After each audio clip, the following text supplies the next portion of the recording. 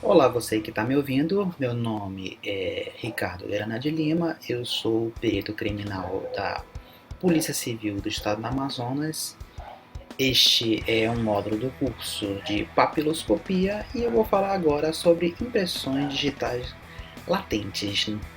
Então, quando acontece um crime na nossa cidade, aqui, né? Esse aqui são os órgãos responsáveis aqui pela perícia no estado do Amazonas, né? Então nós temos aqui a Polícia Civil, dentro dela existe o Departamento de Polícia Técnico-Científica e dentro de que possui a sigla DPTC, e dentro dele nós temos aí os três principais institutos, né? São o Instituto de Criminalística, o Instituto de Identificação e o IML, né? Então, o Instituto de Criminalística cuida aí de perícias em geral, o Instituto de Identificação cuida como o nome sugere, a parte de identificação humana, e na parte de perícias em vivos, né? Perícias em mortos, que é o mais conhecido, temos aqui o Instituto Médico Legal, famoso IML. Então, quando ocorre um crime na nossa cidade, né, na sua cidade, como é que acontece, né? No caso, a polícia é acionada, né? E o delegado aciona a perícia, os peritos vão no local de crime e fazem a coleta das evidências, né? No caso, toda a coleta de vestígios, a gente chama de coleta de vestígios, né? Vestígios biológicos, sêmen, sangue, e são coletados esses vestígios, e o maior vestígio de todos, que é deixado, né, em maior quantidade, né, que são as impressões digitais. Então aqui temos aí no caso as impressões digitais latentes, né, que são as reveladas no local de crime. Os peritos vão ao local e através de uso de determinada substância, né, mais comumente pós, eles vão ao local e através desses pós eles vão e fazem a coleta dessas impressões digitais latentes. Aqui ele está aplicando um outro método, nós vamos ver um pouco mais à frente, e nesse caso aqui está usando pó magnético, né? No caso aqui usando papel, fazendo a revelação de impressões digitais em papel, utilizando uma varinha para fazer uma barrinha para fazer um pó magnético para fazer a revelação. No caso, exemplo aqui da imagem, nós temos uma revelação sendo feita na parte aqui traseira de um carro, né, onde muitas vezes as pessoas quem sequestra ou até mata a pessoa, né, deixa a pessoa no porta-mala de um carro. Então aqui da porta de um porta-mala está sendo feita a coleta aqui, né, vou marcar, só um minuto. Então tá aqui, ó, tá sendo marcado, sendo decalcado as impressões digitais. Alguém é de perguntar aqui por que da régua, né? No caso, que muitas vezes, principalmente se nós formos ter que colocar num software de identificação de impressões digitais, o AFIS, nós temos que colocar a escala, né? Então, quem olha uma foto não tem noção, né? A digital pode ser desse tamanho, não se sabe, né? Então, para ter a real noção da escala dessa impressão digital, é feita a medida, né? Nós botamos em escala, é fotografada e depois colocada no software, onde quer que seja, é colocada, é feita a anotação do tamanho da impressão digital.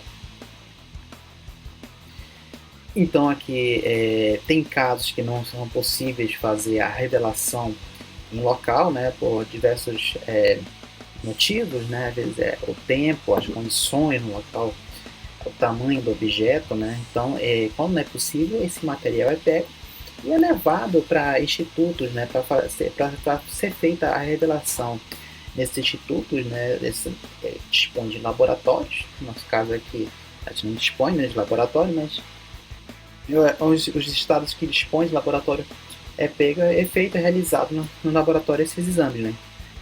No caso aqui da foto, sou eu, né? Eu estou fazendo aqui um exame utilizando pó fluorescente e fazendo aqui a revelação utilizando lanternas fluorescentes, né? Vou abordar isso um pouco mais à frente.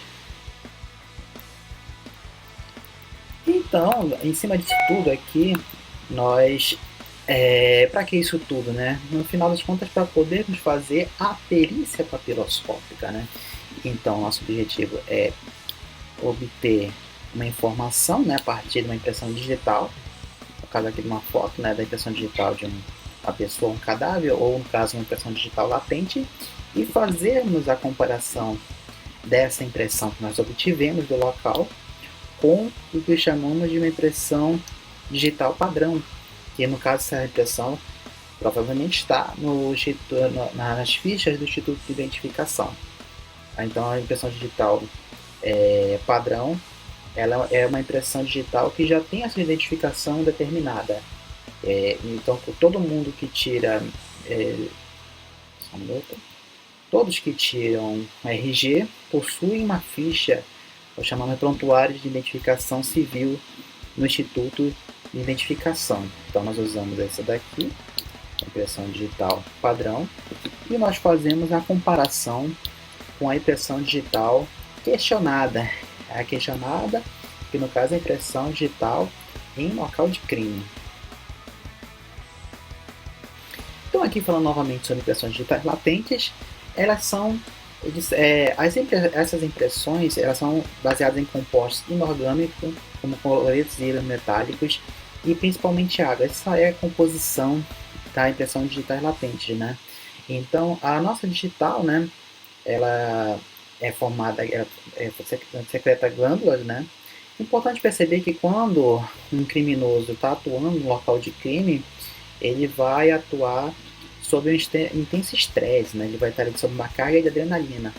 Então, o corpo humano secreta mais mais suor pelas digitais, né? Então, ele vai, por consequência, deixar mais compostos, né? Mais compostos químicos no local de crime, né? Então, como eu falei, isso aqui são compostos, além da água, né? Impressão digital composta de água e mais compostos químicos, no caso aqui como está falando aqui, ó, cloreto e íons metálicos, além de ser composto primariamente de água. Então também tem muitos compostos orgânicos, né? Aqui eu falei, tem inorgânicos e tem os orgânicos, ó. Temos aminoácidos, proteínas, ácidos graxos, glicerídeos, carboidrato, entre outros, né? Não vou fazer uma aula de química aqui sobre isso daqui, né? É só para ter realmente uma noção do que uma impressão digital deixa, então, não só água, ela deixa vários compostos, né, orgânicos e inorgânicos, né? Então, essa impressão digital latente, para nós fazermos a revelação nela, né, nós utilizamos vários métodos, né? Cada um vai fazer uma reação com cada um desses componentes. Então, se você não consegue fazer a reação com um componente da impressão digital, você faz a reação com outro componente. Vamos ver isso mais aos poucos aqui. Então, no quadro, nesse quadro aqui, né, no quadro branco, normalmente eu não vou entrar em detalhes, assim só para ter uma noção. Então nós temos as várias glândulas aqui, né, sudoríparas, sebáceas e as apócrinas. Essas três glândulas, elas secretam através da impressão digital e deixam elementos no local de crime. Então aqui, ó, por exemplo, nós temos aqui as glândulas apócrinas, né, que elas secretam ferro através das impressões digitais. Então sim, a sua impressão digital vai deixar composto de ferro lá na impressão. E tem também os compostos orgânicos, tem aqui as proteínas, os carboidratos e o colesterol. Então, aqui nós temos também nas glândulas sudoríparas, tem aqui cloretos, íons metálicos, amônia, sulfatos, fosfatos e água. Então, aqui nos orgânicos tem os aminoácidos, ureia, ácido lático, açúcares, creatinina. Então, só para vocês terem noção aí, né, que não é só água, um ou outro componente, são vários elementos, né? Mas se eu tivesse que fazer aqui a observação, né, eu diria que além da água, né, tem aqui os aminoácidos e a parte aqui do ferro. Então são elementos assim cruciais assim para revelação da impressão, porque são deixados vários elementos orgânicos e inorgânicos numa impressão digital, mas logicamente você vai encontrar mais uns em relação a outros.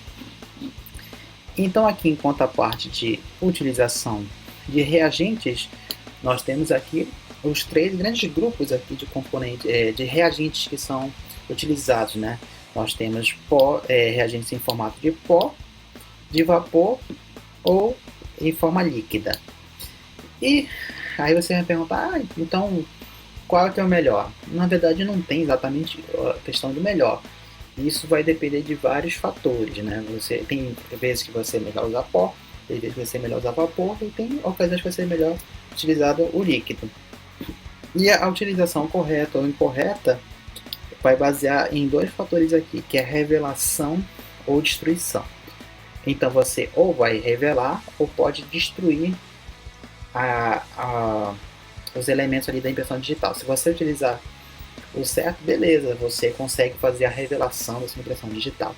Mas se você utilizar na sequência errada, você vai poder causar a destruição. Você aplicou um reagente e você vai destruir a impressão digital e não vai conseguir mais fazer a revelação.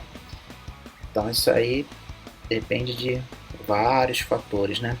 No caso aqui está aqui, então, para revelação com pós, né? No caso aqui, a revelação com pós vai depender da superfície de contato, né? Se é aonde que está a impressão digital, está na madeira, está no vidro, está na parede, então tudo isso aí são superfícies de contato. Temos aqui a umidade do local, já sabemos aqui no Amazonas a umidade é muito grande, né? Então isso causa algumas variações na questão da revelação da impressão. As condições climáticas, né? A gente conheceria as condições do Amazonas, né?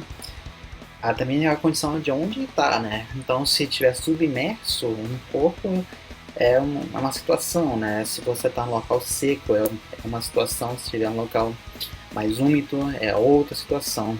E tem também aqui a questão da experiência do perito, né? Então, como eu falei, essa questão de que um reagente destrói, não destrói, com essa questão da sequência, você na verdade tem uma N variáveis, então nessa questão da ordem. Então vai depender da experiência do perito, saber naquela superfície, naquela condição climática, naquela condição de umidade, qual o melhor pó para ser feito, né? Mas a gente vai ver aqui que tem dá para entender um pouco da sequência. Então nós temos aqui uma revelação com pó comum sobre superfície, né? Esse aqui é o método mais comum, né? Nós temos aí questão de mesas, pisos e outros tipos de superfícies que não tem porosidade, né? Porque em geral é difícil quando você tem um objeto poroso de você fazer revelação de digitais, né?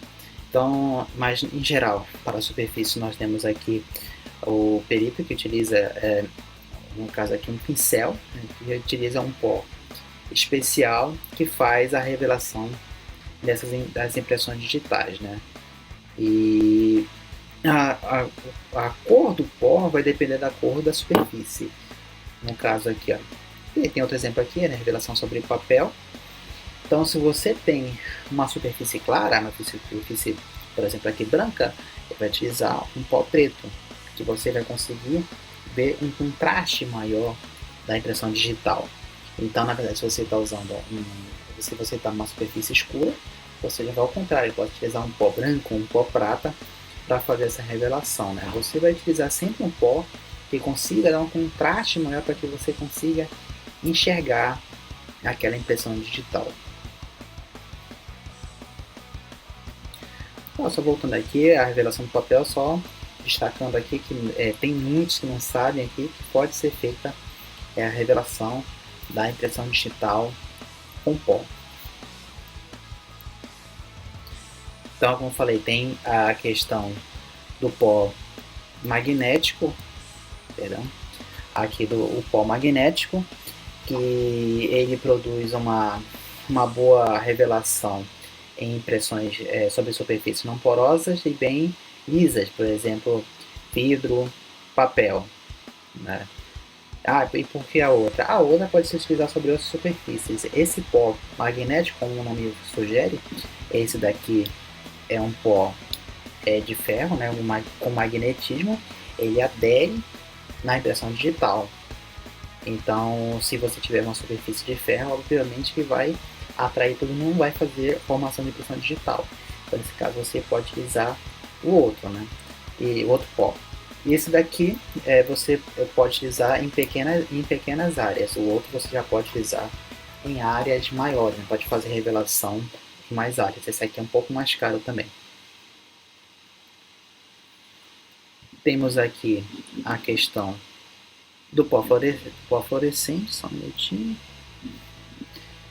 Então, eu falei sobre superfícies escuras, superfícies claras.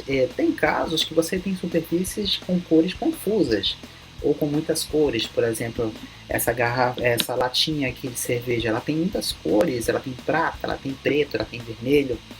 Então, seja o pó que você utilizar, vai ficar confuso a questão das cores. Você não vai conseguir enxergar direito. Então, nesse caso aqui, é feita uma revelação com pó fluorescente, né? Você faz a aplicação com pó fluorescente e vai, através de lanternas especiais, lanternas de ondas curtas, você joga sobre a impressão e, como aqui no exemplo, ó, você tem aqui uma impressão que ela se sobressai sobre as demais cores, né? No caso, a vantagem do pó é você jogar a luz e ela reflete apenas aonde aderiu aquele pó, e sendo que o fundo fica em menos destaque. No caso aqui, só um exemplo do perito utilizando aqui as lanternas especiais. Então nós temos aqui, né, as lanternas, elas não, nós comumente usamos a nossa luz branca, né? Ela tem uma faixa de onda, e para as outras luzes elas utilizam outras faixas. Então, só aqui, exemplo, né, nós temos aqui a azul a 455 nanômetros, a mais azul aqui, essa ciano aqui, a 470, e assim sucessivamente, até temos as mais fortes aqui, né? Laranja a 590 e a vermelha a 625.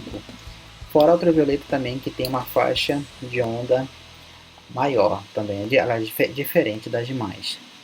Essas outras lanternas aqui, o nosso olho humano está acostumado a ver a faixa branca. Então essas outras aqui têm que ser utilizadas com óculos especiais, porque o nosso olho pode ser danificado se ficar vendo com essas outras faixas de luzes aqui. Elas são muito fortes para o olho humano, então tem que ser utilizadas com filtros, com óculos especiais. Então, quando é jogada a luz e utilizado o filtro adequado, esse aqui é o efeito, né? Você barra as outras fontes de luz e destaca apenas a fonte fluorescente. É como se aplicasse um filtro no computador, né?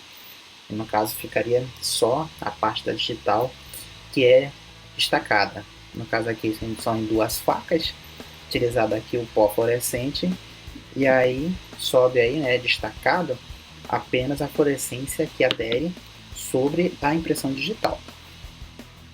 Ok? Mais alguns aspectos aqui da revelação com pós.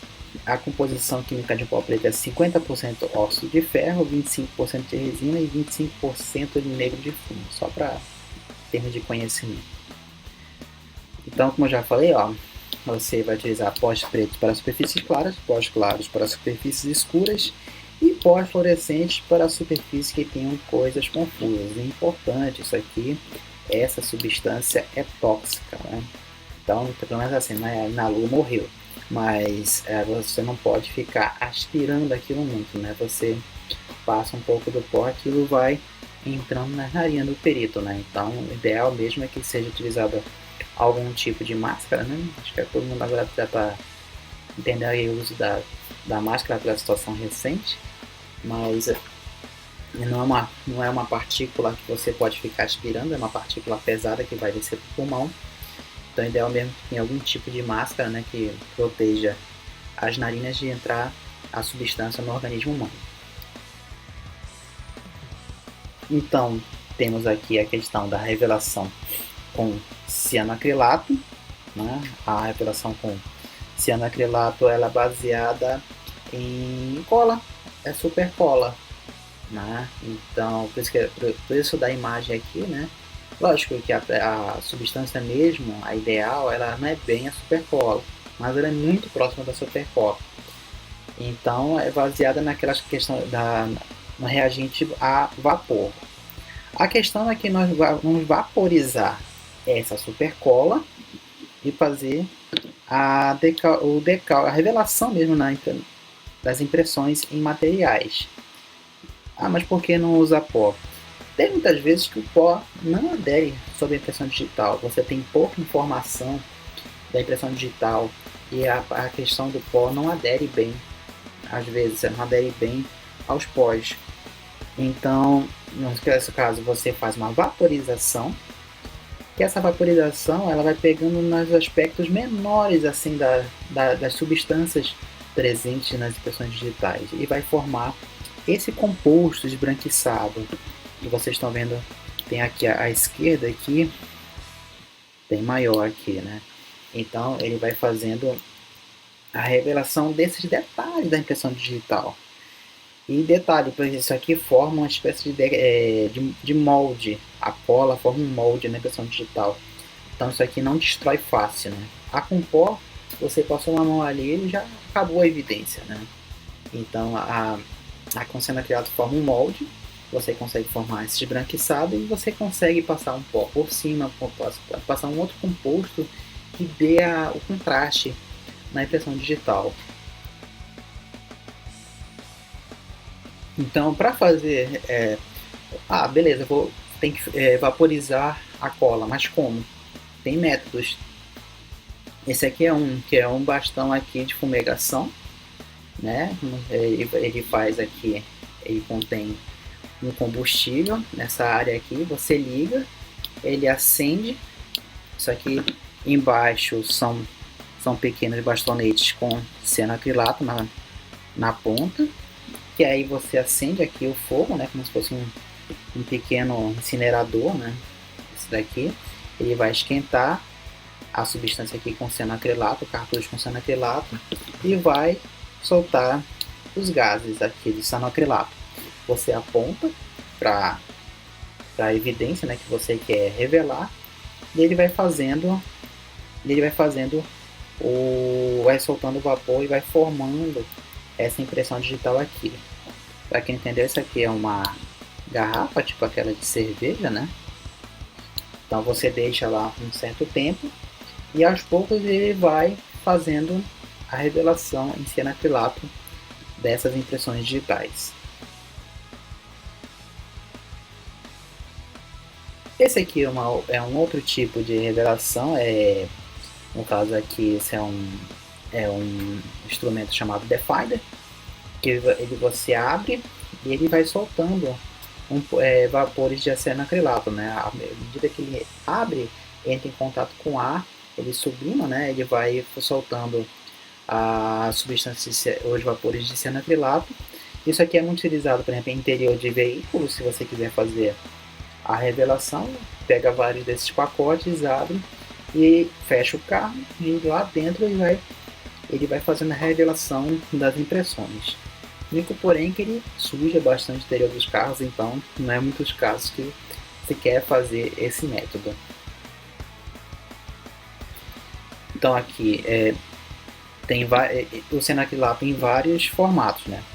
Tem essa aqui que é a garrafa mesmo, que chamou o produto aqui Omega Print. Tem ele em formatos menores, o Definder que eu já acabei de mostrar aqui. Isso aqui é quando você quer usar uma câmara de vaporização, você coloca nesses potinhos, pinga um pouco de cianoacrilato e faz a questão da vaporização. Isso aqui é uma câmera que nós chamamos de câmera portátil de cianoacrilato, né? Então, dentro aqui tem hastes e você vai colocando os seus objetos quando você quer fazer a revelação. Ou então aqui embaixo, por exemplo, botar essa latinha de kit refrigerante e põe o potinho com vapor de cianoacrilato, com cianoacrilato aquecido, que vai soltando os gases aqui dentro dessa câmara aqui, né?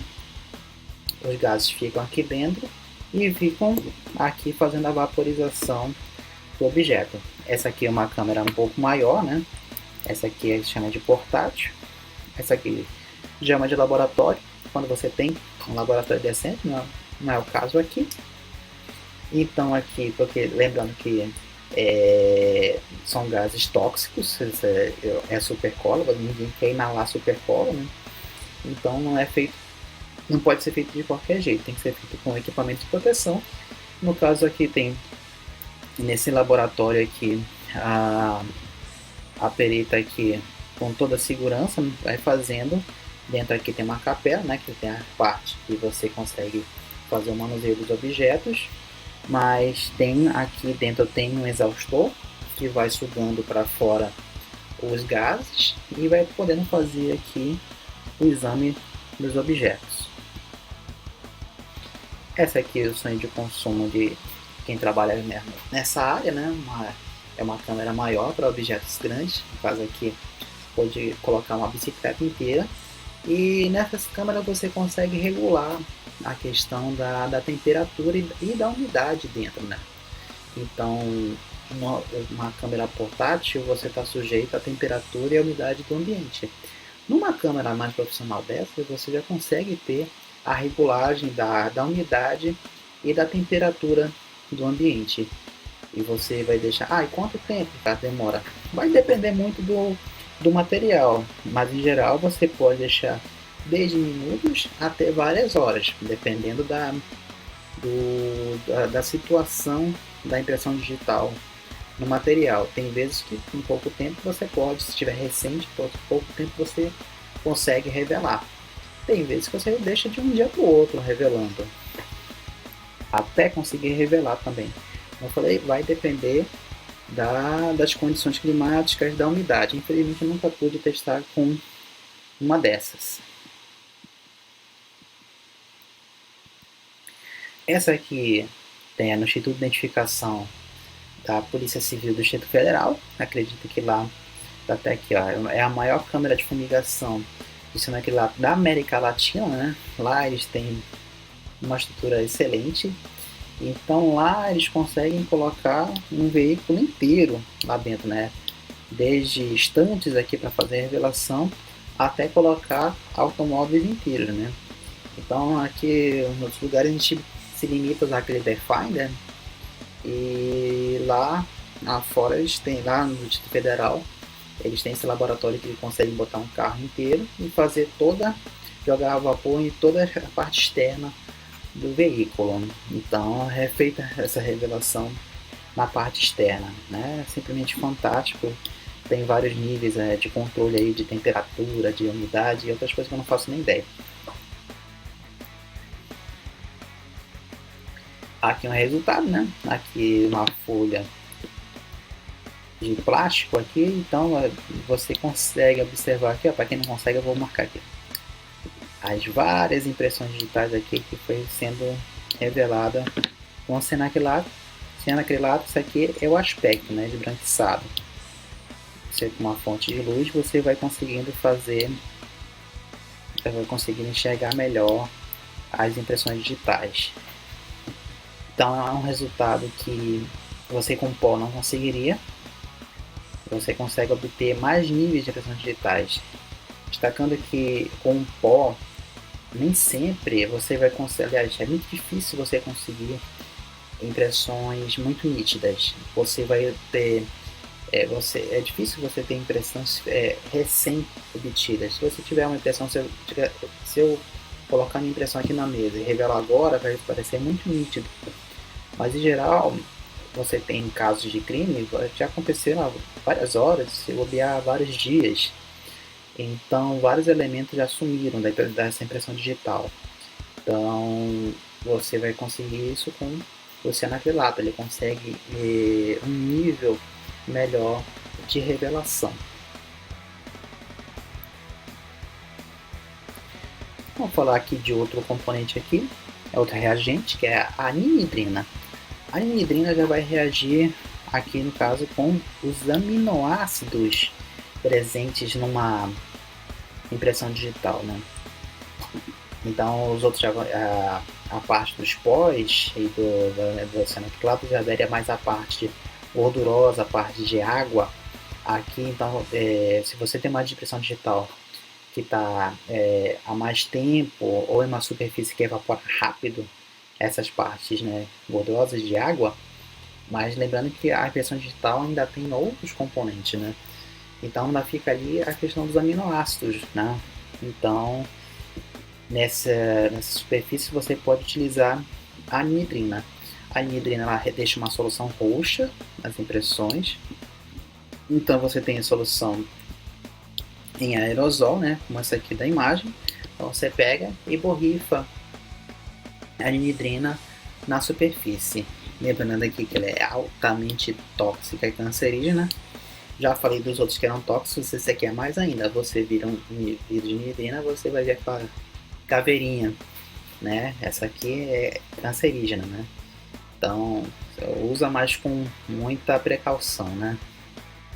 Tomar o principal cuidado é não fazer a inalação dessa substância. E ela é aplicável onde, Ricardo? Ela é aplicada, no caso aqui, ó, papéis, papelão e madeira bruta, né? Então, essa superfície aqui, você já me viram fazendo a revelação em papel. Mas como eu já falei, depois de algum tempo, você já não tem mais a água, não tem mais a gordura para fazer a revelação. Então, fica os aminoácidos. Essa questão do papel, o papel, essas substâncias aminoácidos, elas tendem a fazer uma reação química e ficar nessas substâncias, papel, papelão e madeira. Então a água e as gorduras vão embora, mas graças à reação química que é feita, fica. Eu estou apontando com o meu dedo, não sei porquê. Mas, por exemplo, vou pegar aqui um papel desses aqui, fica, né? A substância, a parte dos aminoácidos ficam aqui no papel. E você consegue, através da anidrina, obter a revelação dessas impressões nesse tipo de material. Então aqui é só um exemplo, né, uma câmara aqui, a pessoa o perito fazendo a aplicação da anidrina num papel, como ela é altamente tóxica, como eu falei, é feito aqui numa câmara. E tá aqui o resultado, né? Aqui mais à esquerda, mais evidenciado. Então aqui é a substância roxa que fica das impressões digitais. Então você, como acho que à esquerda dá para ver melhor, né? Aqui é um papel e ficando aqui a impressão digital roxeada. Eis aqui o resultado de uma aplicação com anidrina. E aqui em madeira, né? Essa imagem na internet que eu peguei não está talvez tão boa, mas está aqui, você consegue ver aqui, ó, na madeira, desde que não seja muito porosa, né? Então você tem aqui, consegue utilizar a anidrina para fazer a revelação em madeira.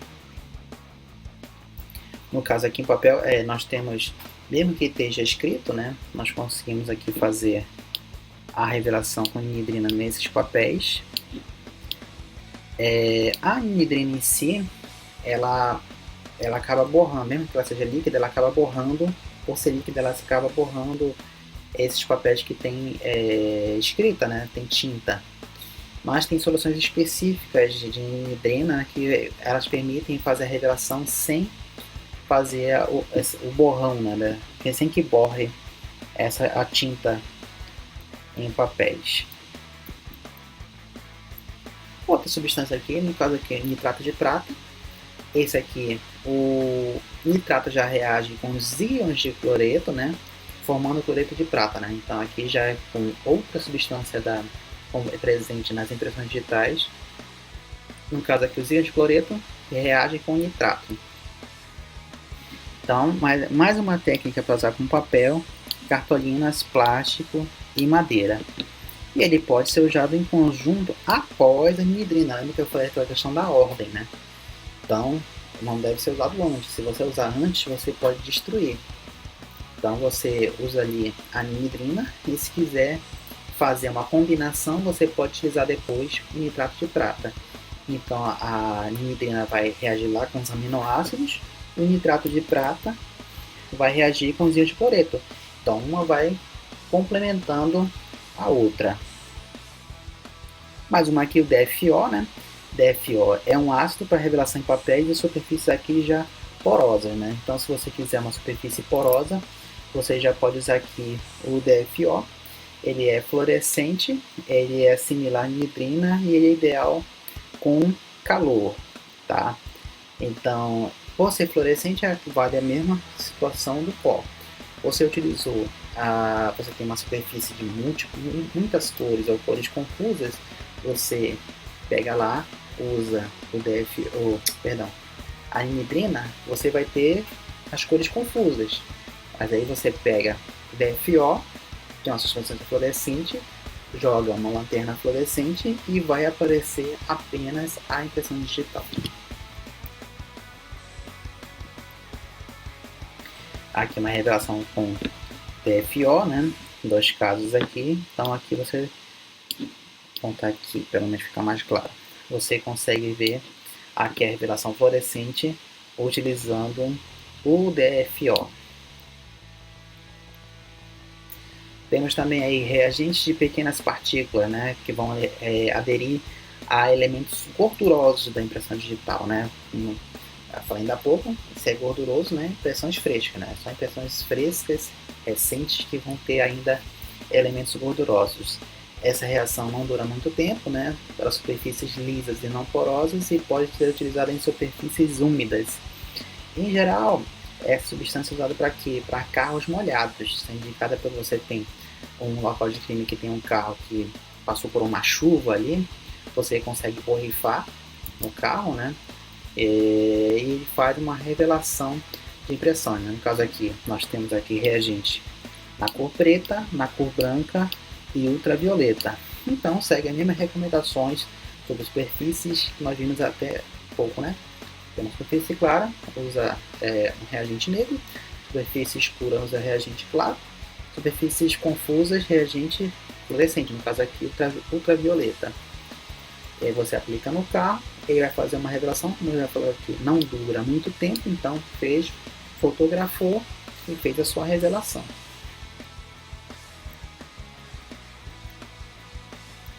Então tá aqui o exemplo, ó, fazendo a borrifação no veículo e a revelação das impressões nesse veículo, né? Em geral, utilizado, como falando ali, superfícies que estejam molhadas. Temos aqui, nosso próximo é o Amidoblack. Amidoblack, ele é para superfícies impregnadas com sangue, né? Então tá aqui, reage com proteínas presentes no sangue, formando um produto de cor azul-negro. Então tá aqui, ó, nosso Amidoblack, né? Então, ideal para o que? Revelação de impressões contaminadas com sangue. Então, a impressão lá está com sangue, decalcou, né? Com sangue. Decalcou não, perdão. Impregnou com sangue. Aí o Amidoblack vai fazer uma reação à base do sangue e vai fazer esse produto azul-negro.